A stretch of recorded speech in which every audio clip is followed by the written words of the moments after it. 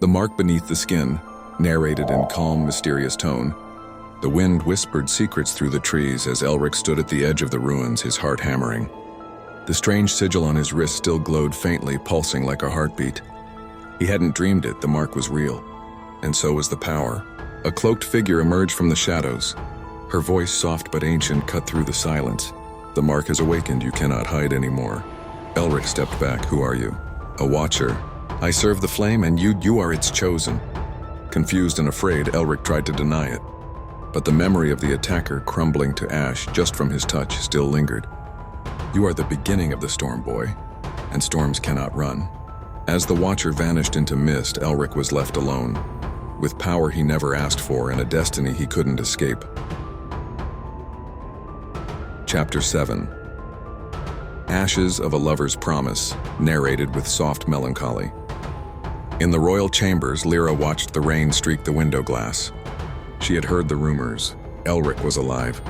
Not only alive, but dangerous, changed. She remembered his touch, the way he whispered her name beneath the garden stars.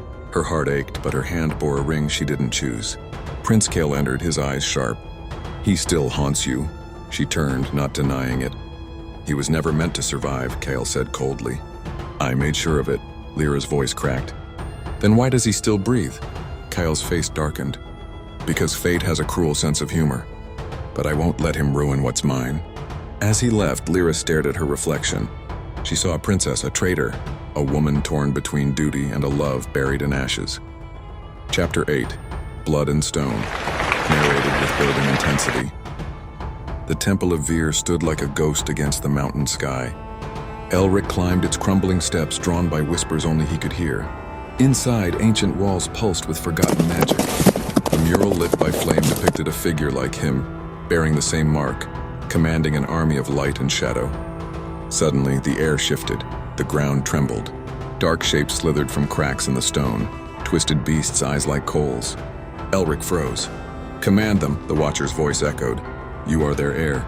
But Elric backed away, trembling. I'm no ruler. I'm a stable boy. You are more, she said. And the past remembers. The beasts knelt before him. In that moment, Elric realized the world didn't care who he used to be, only what he would become. Chapter 9.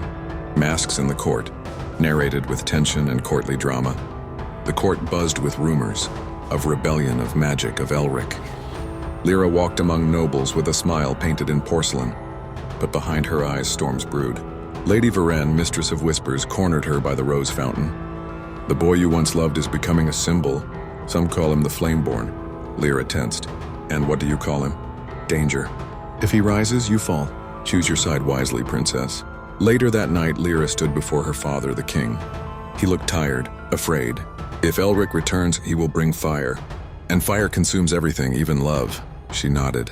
But in her heart, the embers still glowed.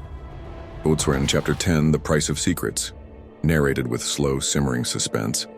Beneath the capital, in a chamber hidden behind iron and time, Elric faced the one called the Oracle. Her eyes were milk-white, her fingers stained with ink. You seek answers, but every truth comes at a cost. Elric stepped forward. I'll pay it. She placed her hands over his mark. Visions pierced his mind. Flames, battlefields, Lyra in a crown, and her falling into darkness.